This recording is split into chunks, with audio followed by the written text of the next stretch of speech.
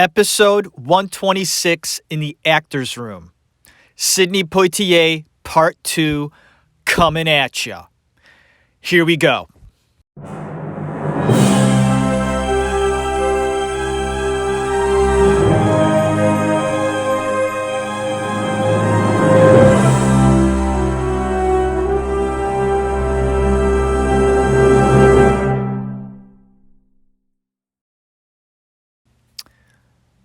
The Actors Room will continue discussing the life and times of one of the greatest actors to ever walk on the face of the planet. His name was Sidney Poitier, and he passed away not that long ago. Now there was a big break between Part 1 of this series and Part 2. Sorry about that. Had a lot going on.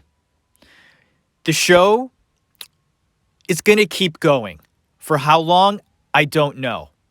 I missed it, but I had to take a break. I would love for this show to pay tribute to a lot more great artists. And Mr. Poitier, Sir Poitier is one of those artists. And though I did have a bit of a break in talking about Sidney, I want to continue talking about him. I have to finish what I started. And those of you who haven't jumped off the Actors Room ship, thank you for sticking with me as we continue talking about this man.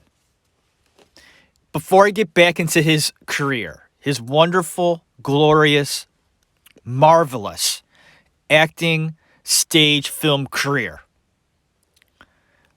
I want to touch on the man and what he had to go through in his life, both on the stage, in front of the camera, and off of it.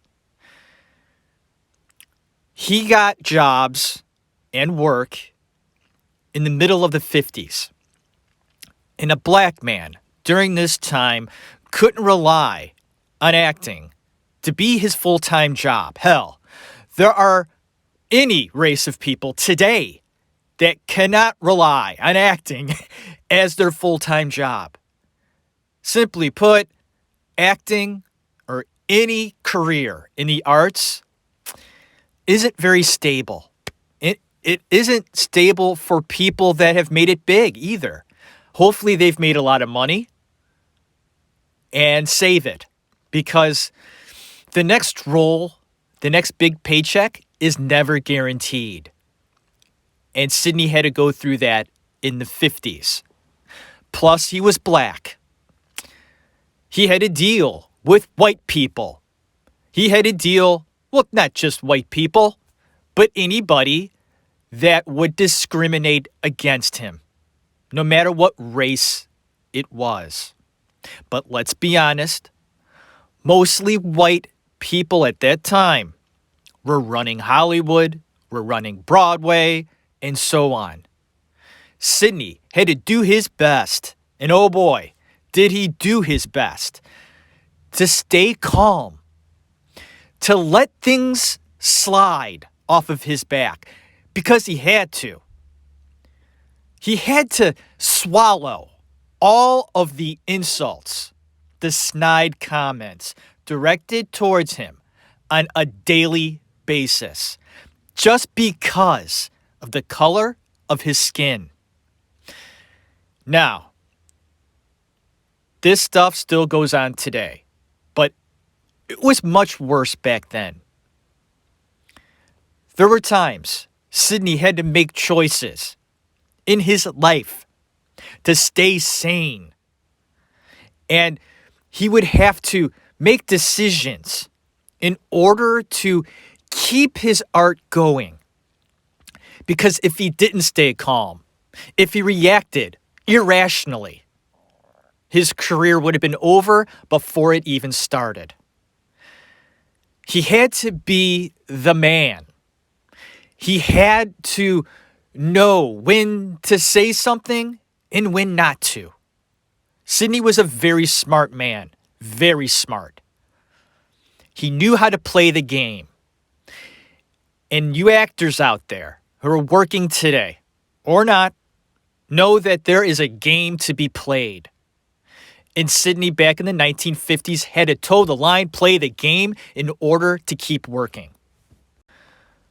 There just wasn't many jobs for black actors. In the 1950s, Sidney Poitier couldn't walk into a restaurant freely and get seated. He had to worry that he may not be welcome there. And if he could eat there, I hear that some black men and women had to be screened off in the restaurant so the white customers wouldn't have to see them. This is the kind of bullshit that Sidney and other black men and women in America had to go through. Wasn't that long ago, folks. And just to think about that and how Sidney and others had to deal with that, it almost blows my mind, but that was reality. And that was reality for Sidney. He wouldn't let it get to him, though. It could very easily get to most people. And I know for a fact that would get to me. I wouldn't have lasted very long back then as a black man in America. I don't think so. Especially right now in my age, at the tender age of 45. I just don't put up with the bullshit anymore. This podcast would have been completely different, say 20 years ago. When I was in my 20s, I was a completely different person. You wouldn't even recognize the way I talk now as opposed to the way I talked 20 years ago. I was meek. I was toe the line guy. Sidney knew that if he strayed and spoke up and let things get to him, he would have never survived the game. What made Sidney so great, besides being just a terrific human being, calm as he was, picking the fights the right way, never losing his cool, but he would get roles, and as a black man, that was succeeding. That was getting those very few roles for black men, and then continuing to get other work. I mean, just getting one job was amazing. But then to continue to get work on stage and then working as an actor in films, having paychecks that were almost impossible for a black man to have at that time. Sidney said during one of the films, Blackboard Jungle, he made $750 a week. And back in 1955, folks, that was pretty fucking good. He looked at that paycheck and went, holy shit. Wow. But he couldn't rely on it. He couldn't go, gonna get that every week. No, Blackboard Jungle, I'm sure filmed for a few months and then that's it. You better use that money wisely instead of blowing it all and buying a car. He opened up restaurants in New York City because he couldn't rely on acting. I mean, here's a man doing well in Hollywood. Very good roles. But he didn't know for a fact that the movies would still be there for him in a few years. And being a black man, here we go, bringing it up again, but that's reality in this episode. Sidney knew it. We know it. And being a black man made it just much harder. Did that make sense? It made it that much harder. Yeah, that made sense.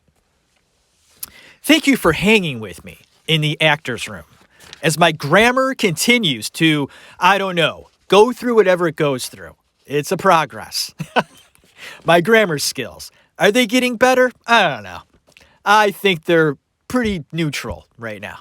But we will continue talking about the stage career and the film career of this man that I admire very much, and not only his stage and film work, but the man, the legend, Sidney Poitier. Sidney would return to the stage and perform and star in a project called A Raisin in the Sun. Rave reviews. And his performance was heralded as one of the best that season. He would then, of course, bring it to the movie screen a short time later and perfected the role. This was something similar to what Marlon Brando did in A Streetcar Named Desire, first on Broadway, and because of the success on Broadway, turning it into a film, and then raising it up again on film and having it be more of a success because you're not limited to your audience. A New York Broadway stage can't compare to that of film where anybody can see it. And now people were getting a very good look at Sidney and how brilliant he was. He actually became obsessed with fellow co-star Diane Carroll at this time during the performances. He became so obsessed, he decided to leave his first wife, Juanita. Big changes in Sidney's life here. Leaving his first wife.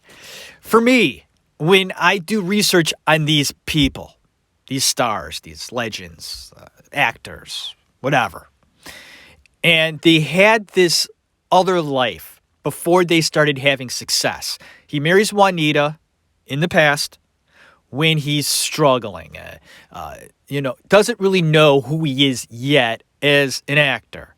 He's having success. He's on the road a lot. He's away from home. And he's building this other life now. It's different from when he started out with Juanita. And a transition happens when you become an elevated figure.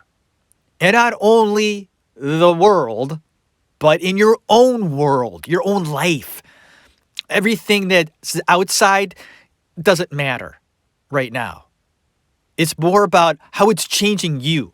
And from my perspective, from the outside looking in on this situation, and of course this situation with Sidney, leaving his first wife and becoming obsessed with a co-star, someone you're seeing every day for a period of time.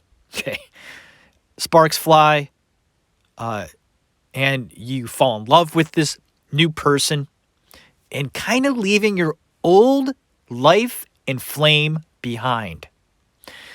These are sad times, folks. For me, I think it is. It's a transition and a transformation. This older life that Sidney had in the beginning was kind of like a cocoon where he's sheltered in a way with his family, protected. But inside this cocoon, he's growing, changing, learning more about acting, learning more about himself, his craft, the way the business works, how shitty some things are, how great some things are, the success, the money. And then you have all the other things alongside the success, like the way other co-stars treat you and the way film producers and people on set and the whole political scene bothers you. And then you have to deal with that. They would have to have Sidney sign contracts to... It's just hard to put into words. But he had to sort of jump on board with people that were racist, folks.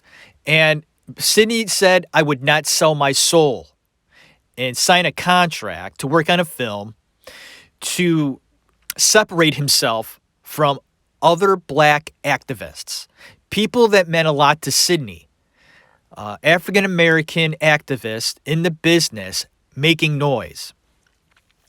Sidney would have to sign a contract before he starred in a movie in order to separate himself from these activists. The producers didn't want Sidney to make a stink on set or to hurt the film in any way. And Sidney said, I can't do that, of course. Sidney was way too principled to sign some contract to distance himself from people he admired. I mean, what kind of man would he be? And I think I referenced this back in the first episode. Stanley cared a lot about his principles, something that his father taught him and his mother, and I believe his brothers and sisters as well. They were principled people, a principled family. And Sidney would never, ever, ever give that right up. And because Sidney was changing in a lot of ways in his little cocoon or big cocoon, he was now entering this other stage in his life. He could deny it, or he could have denied it since he's passed. But that's what was going on. Big changes here. And leaves his first wife. For Diane Carroll, his co-star in A Raisin in the Sun. And because all of this is going on, he gets in touch with a very good friend of his, someone he came up in the business with, Harry Belafonte. And the two of them would get together and just talk about life. Talk about the business, their love lives, ethics, what they were doing in the world. And then really getting into the meat of who they really are going to be in the future. And are they doing a good job? Are they becoming good people by being in this business? Sidney loved acting and proclaimed that he would be more than happy to be working as a dishwasher, a waiter, working in construction at night in order to act during the day with principle, never selling his soul. But to be a star, folks, sorry, there's a little soul selling going on there. There almost has to be in order to take that leap. An artist who wants to reach the top as far as popularity goes and the big paychecks, you got to sell a little bit of yourself to get there. That's my opinion. I could be wrong. Someone could be like, Jeff, no, that's not true. Sidney, he didn't sell his soul ever to become a big star. That's your opinion, and you could be right. But my opinion, all of these big stars have sold their soul in some way. Now, I think some sell their soul more than others. Hopefully, Sidney didn't sell too much of his soul. Hopefully, just a little piece. Just like a little corner, a crumb to those big producers or those financiers behind the scenes, the people behind the dark curtain. And there is a dark curtain in Hollywood. There's a dark curtain in any big business. You know it, and I know it. All the shady things that go on behind closed doors that we don't want to talk about. But we know they're going on, right? The very unethical things going on that we know are going on, but hopefully we'll never, ever experience personally. Those of us who toe the line and uphold the law and don't want to get in trouble, like me, okay, I'm afraid to break the law. I'll never do it. I will stay a simpleton for my entire life. And guess what? I'm pretty fucking okay with that. Sidney was too. And he was very successful. And all I'm saying is that as big as Sidney was, I'm just guessing. He had to do certain things that he didn't want to do. And I'm hoping and praying that they weren't big things. They were just little, like I said, crummy things, little crummy things. Nothing too big, but just little things here and there he probably shouldn't have done to climb all the way to the top. because Sidney did get all the way to the top eventually, folks. He got up to the mountaintop. I just want to apologize. I really do hope that the audience out there following me, this is my show, folks. And people that may like my show, like this aspect of it. I like talking about life. What it was that these brilliant people had to do to get where they were. What's their makeup? What are they all about? What's the juicy stuff? Sidney Poitier, a very principled, ethical man, cheated on his wife. Okay. Now, I love this guy, but cheating on your wife is cheating on your wife. Is that ethical? No. So you see what I'm talking about? Sidney was human too. And he was entering this new stage. That's what I want to say. So hopefully you continue listening. I will get into his acting ability. And of course, A Raisin in the Sun did very well at the box office. It was a hit. I liked it. I'm not going to say I loved it. And other people I've talked to who appreciate great film don't consider A Raisin in the Sun his best work, where others do. I disagree. There are other performances that Sidney gave that I would place way higher than this one. I'm not saying this one's bad. It's not. It's really good. I'm just saying it's not his best. Here are some tidbits about this film that most consider to be the greatest of his career. There was a tense and just riveting relationship between Sidney and co-star Claudia McNeil. They didn't like each other. There was a lot of heads butting against one star and the other. Sidney, very strong actor, strong character in this production, felt that the play revolved around him. His co-star here, Claudia, she didn't agree. She felt her character was the driving force behind the whole plot line. Cindy and her fought often.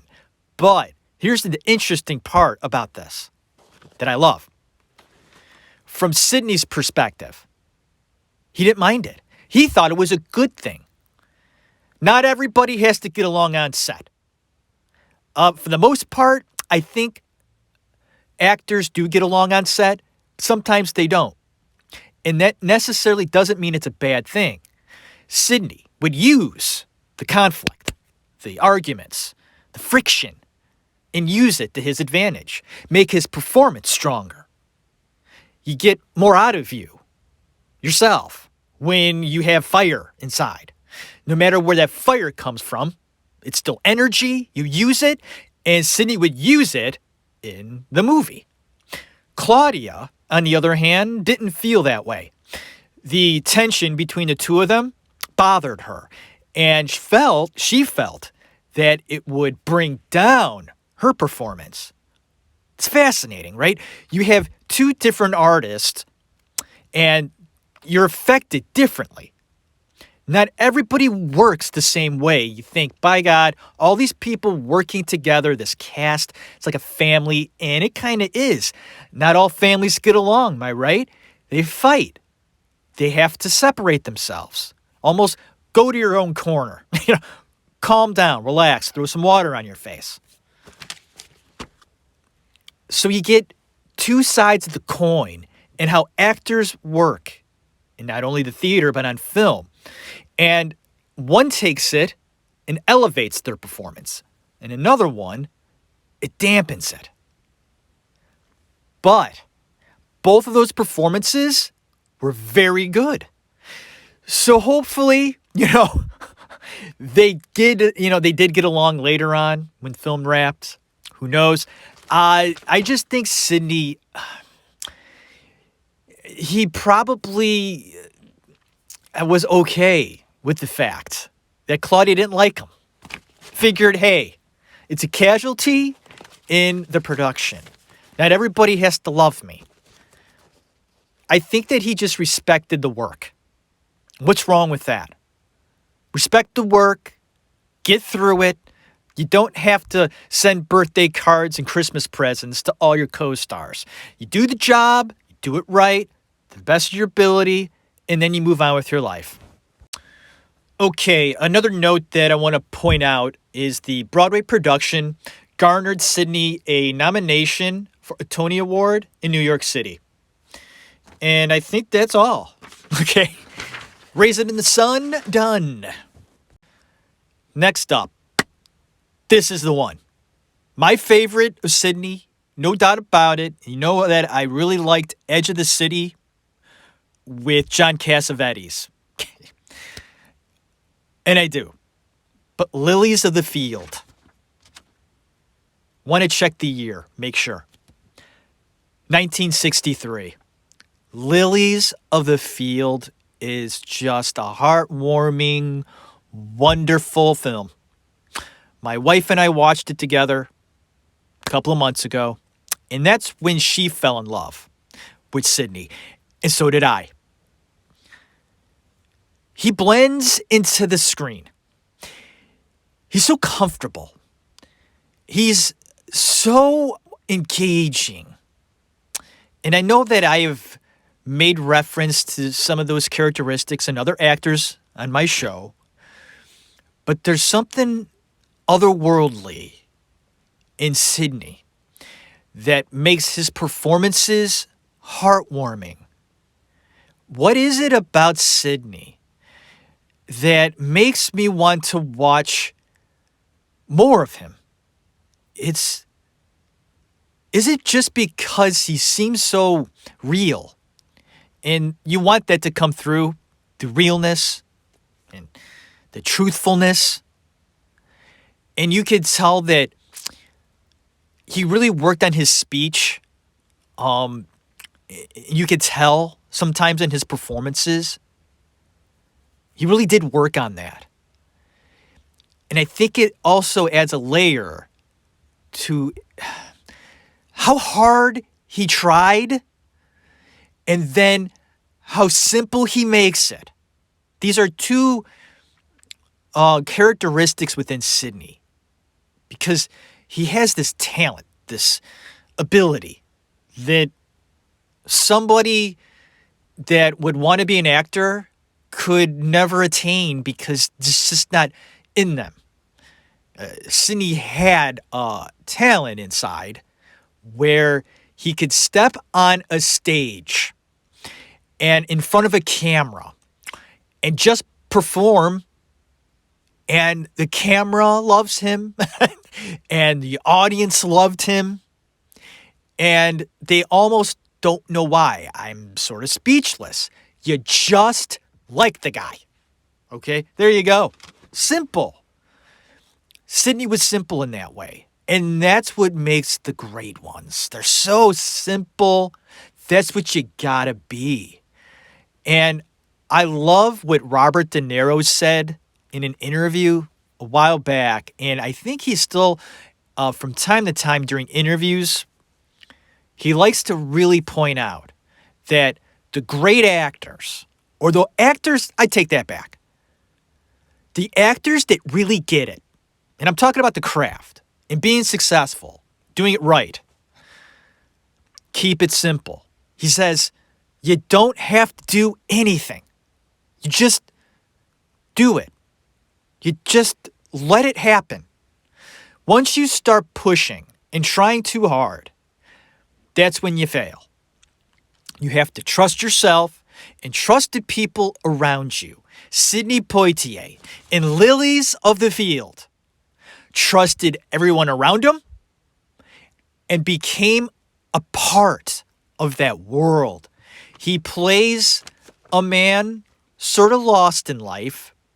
I think he was. The character might say no, but he was traveling, trying to find work. And he comes upon a nunnery, I want to say a convent, or just a group of nuns doing God's work.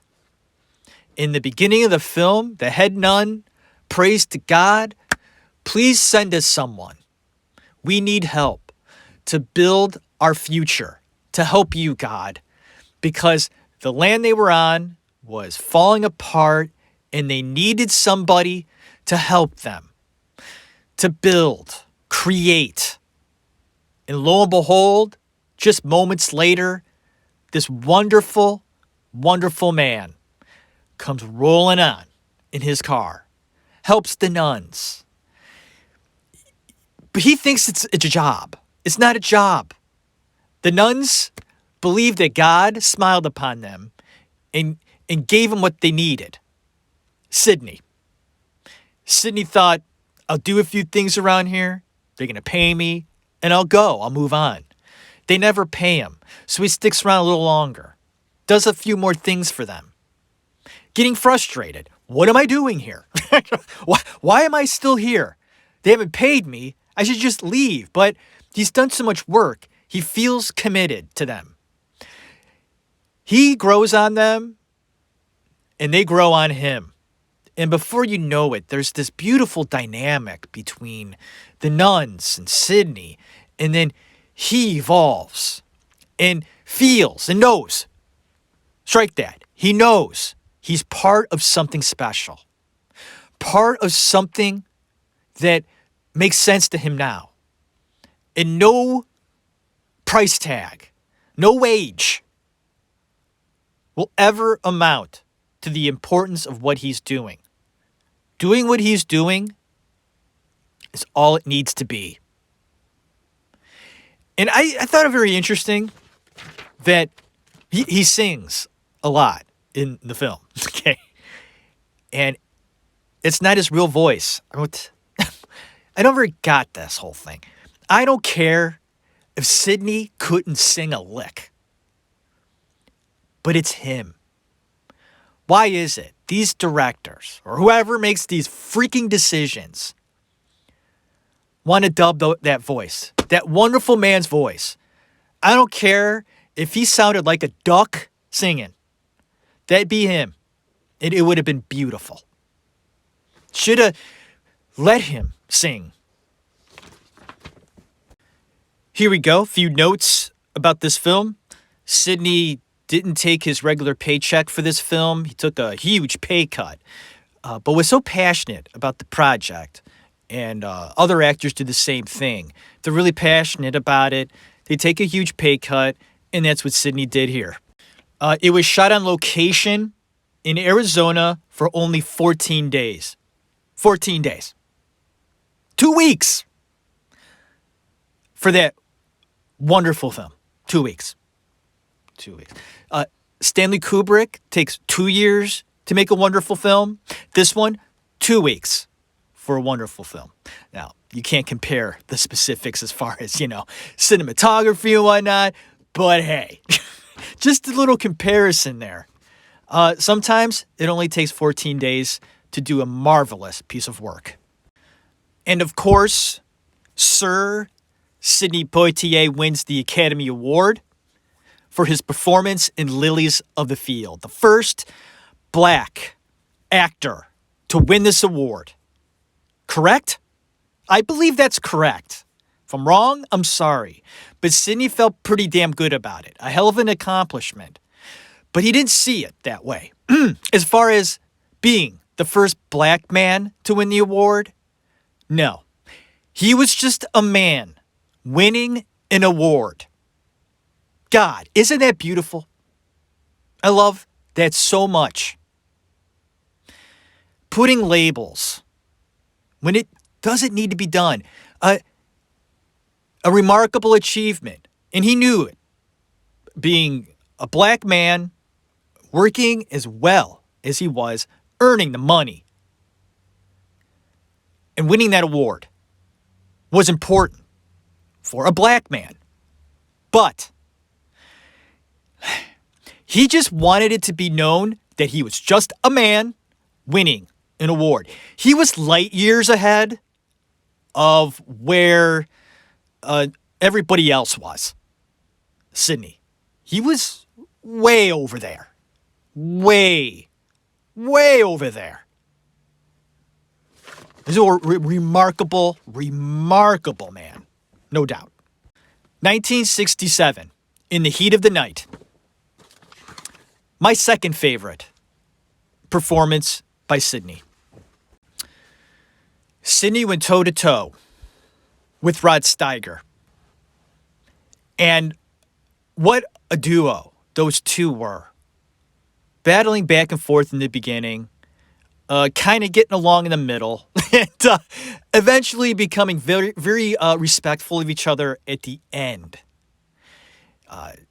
Hey, if you've never seen the movie, I'm just going to give you a brief summary. Sidney plays a cop, a black cop, and he goes to visit his mom in the South. There's something that happens, of course, a murder in the town, and he's asked to help. And being a black man of respect in the South, no matter what your title is hard, no matter what it is. And the film really does depict that in a great way, and you can see in the film just how Sidney would have dealt with the situation in his life. It transferred over to the film in his character. You could see it. He let things slide every now and then. But the one time he doesn't is when he slaps one of the characters in the film. Not in real life, just in the film. Now, there's a disagreement on something about this. I've heard it was in the script for Sidney to slap the character.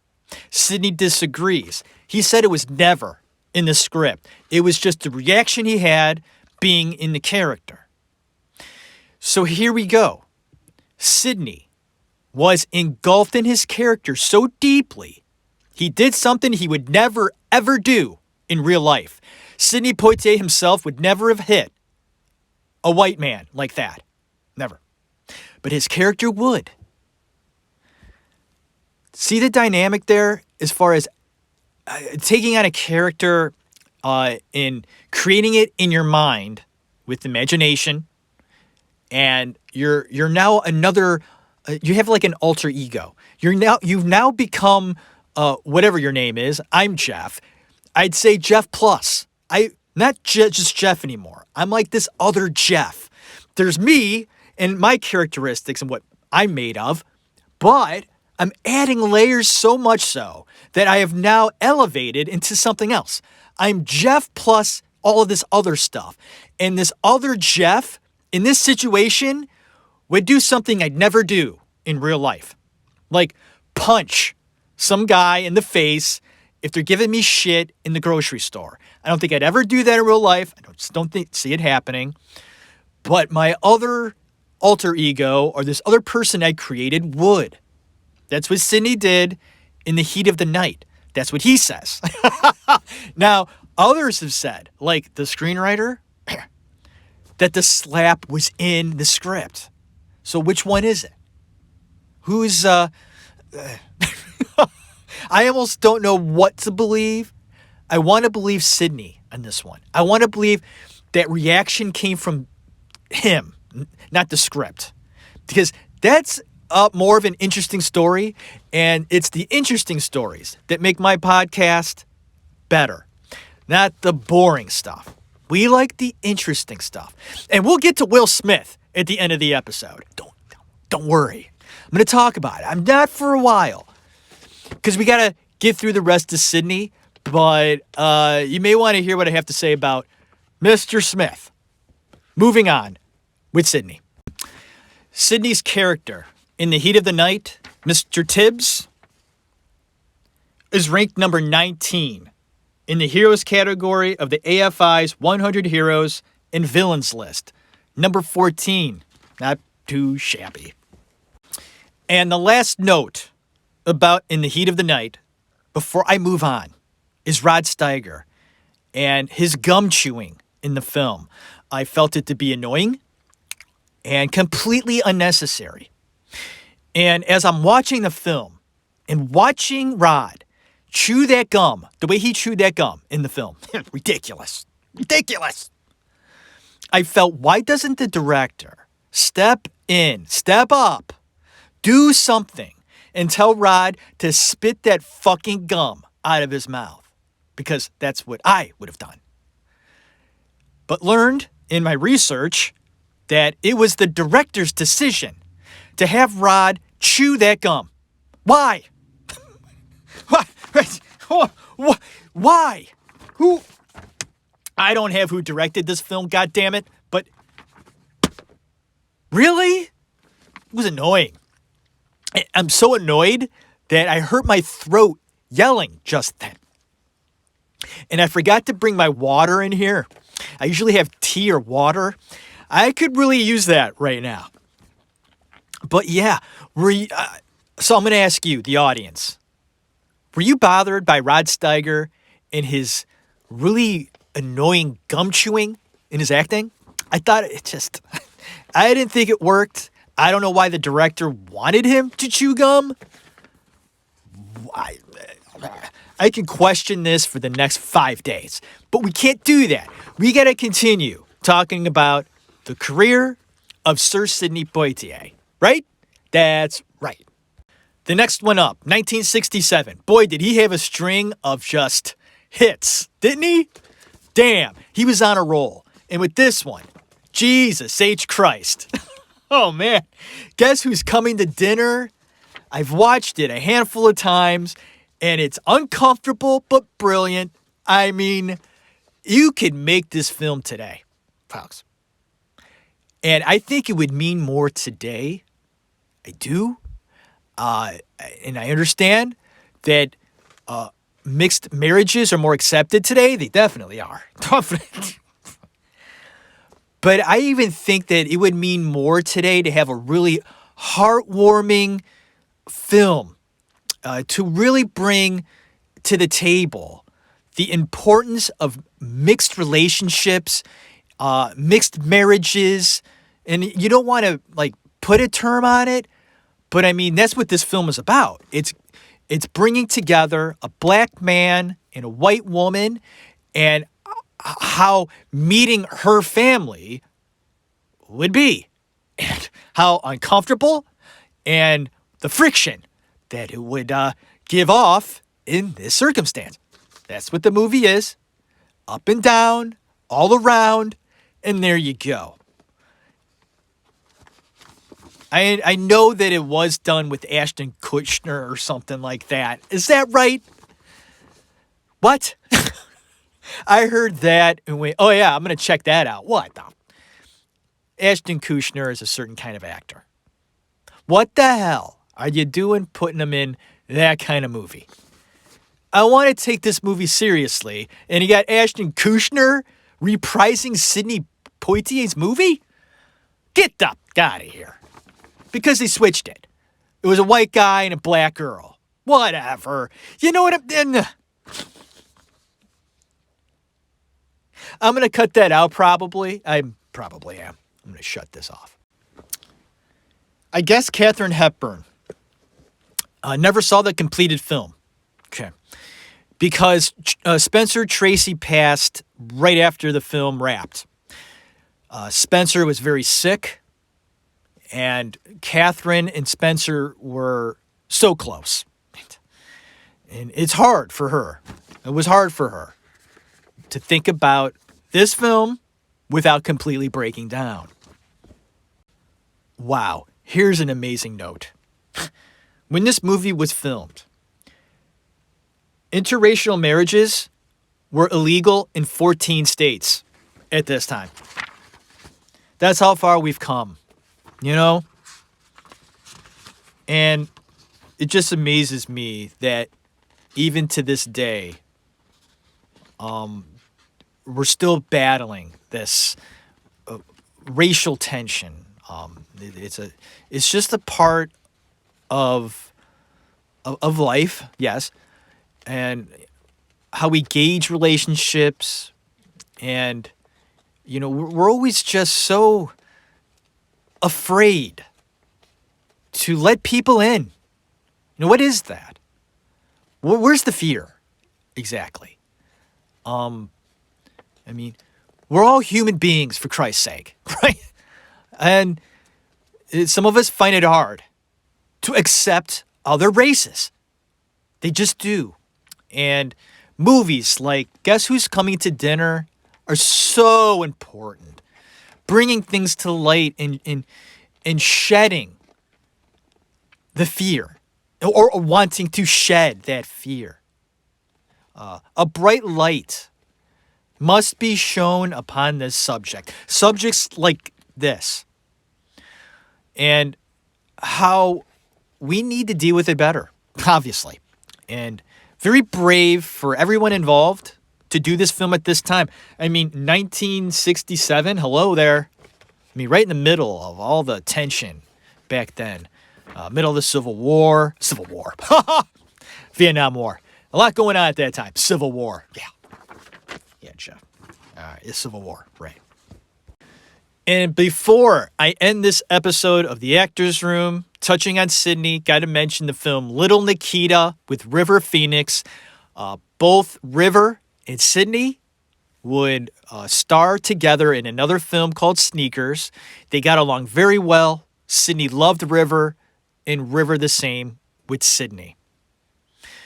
Sidney Poitier, of course, received the greatest honor an actor can receive. Best Actor. Got his Oscar.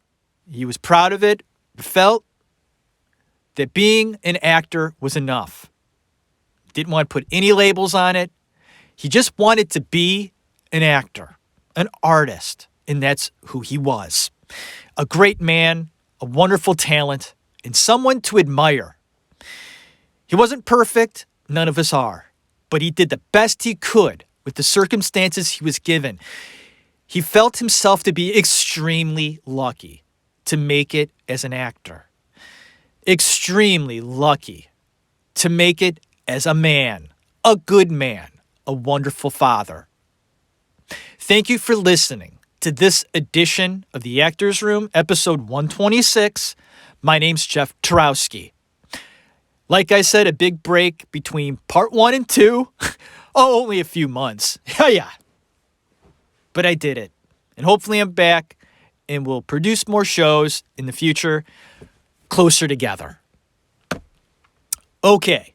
My explanation of why I took this long break is I got COVID in February, early February, and boy, I tell you, it kicked my ass. COVID came to the Tarowski house, and all my whole family in the house, we all got it at the same time. I guess that's the way to do it, right? We were all sick. Couple of weeks, I struggled to breathe. I have not smoked a cigarette since early February. I know, that's how scared I was of not being able to breathe. So we'll see how long that lasts. It's been about 8 weeks since I've had a cigarette.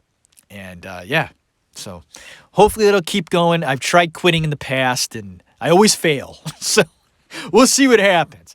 We'll see. I feel much better. I do. I got my booster shot and everything. So, hopefully all you out there, if you got it, if you had it, bear down. Some of us are hit hard by it and others not. So it all depends on how strong your immune system is and all that stuff. So hopefully everybody's doing well in that area. So let's get to this whole Will Smith bullshit. Got to talk about it in the actors room. I don't watch the Oscars anymore because, straight up, I don't like the scene, kind of sick of Hollywood and all the bullshit. People walking around in just ridiculous dresses, all the jewelry and all that crap. I mean, some of this stuff you can feed small countries with. It's just not my style. And all the political shit and I don't watch the Oscars. I haven't watched them in about 5 years. So that Sunday night, I'm up late watching some TV, and I check my Twitter account and noticed something about Will Smith. I had to check it out. He slapped Chris Rock. Wow, why? Did more research on it. And at first, I'm like, good for you, Will. I heard he was making fun of, Chris Rock was making fun of Will Smith's wife, who happened to have some kind of illness. That's what I first thought. I'm like, Chris Rock, what the hell are you doing? Will Smith sticking up for his wife. Good for you, bro. And then I found out more information. The next day and the day after, Chris Rock didn't know that Jada Pinkett Smith is some sort of, it's not a disease. It's an ailment. It's a condition. Her hair's falling out. It's not like she's dying from it. It's just a condition. And she has her hair short. Chris Rock didn't know this. Chris Rock is a comedian. And though I don't agree with the way the Oscar hosts rip on people like that, the Oscars, I don't think is a place for that. Other award shows might be fine to do that. But the Oscars is like another beast, another animal to me. I always felt the Oscars was supposed to have class. That's the way I grew up watching the Oscars, and that's the way I felt it should be. And I've seen class leave the Oscars years ago, and that's why I don't watch it anymore. And what happened proved to me that I've made the right call, getting away from all that shit. Shame on you, Will. Obviously, his relationship with his wife has gotten to him. It's like some sort of mind control thing that she's got on him. Because he laughed at that joke. He laughed at first. Saw that Jada was pissed. And then a mind control thing. Something switched in him. Bloop. And he completely changed. Is he off his nut? And is it because Chris Rock is such a nice guy that Will felt he can get up there and do what he did? I hear that he's banned from the Oscars for 10 years. Now he has an excuse not to go anymore. He got his Oscar. And that's another thing. I guess he slaps Chris and then moments later wins the Oscar. Wow, dude. You couldn't hold up. You did it. All that work you did in the past.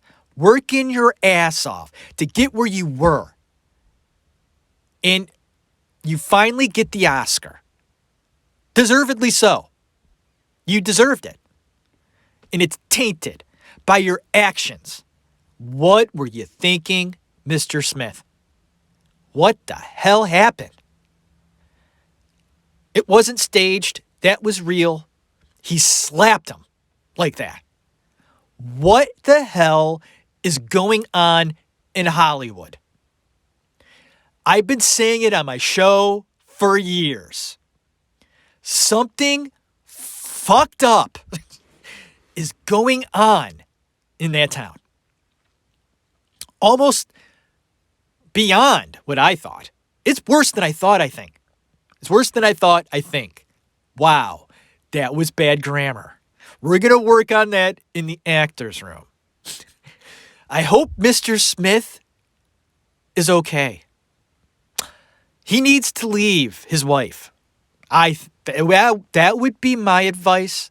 Break free, fly away, get some help. I think you need it. And Chris, I hope you're okay, bro. I've met Chris. He's a hell of a nice guy. He didn't deserve to be slapped like that. Can you imagine how embarrassing that was for him? Embarrassing. Whew. Had to get that out there, folks. Thanks for listening. This is the Actors Room. I know there's only 10 of you listening. All 10 of you, thank you for listening. God bless you. Put in that movie tonight. Put in that show. Enjoy the fuck out of it. Wow, I'm swearing too much. Enjoy the heck out of it.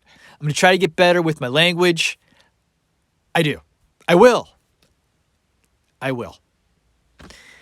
God bless you. Have a good one.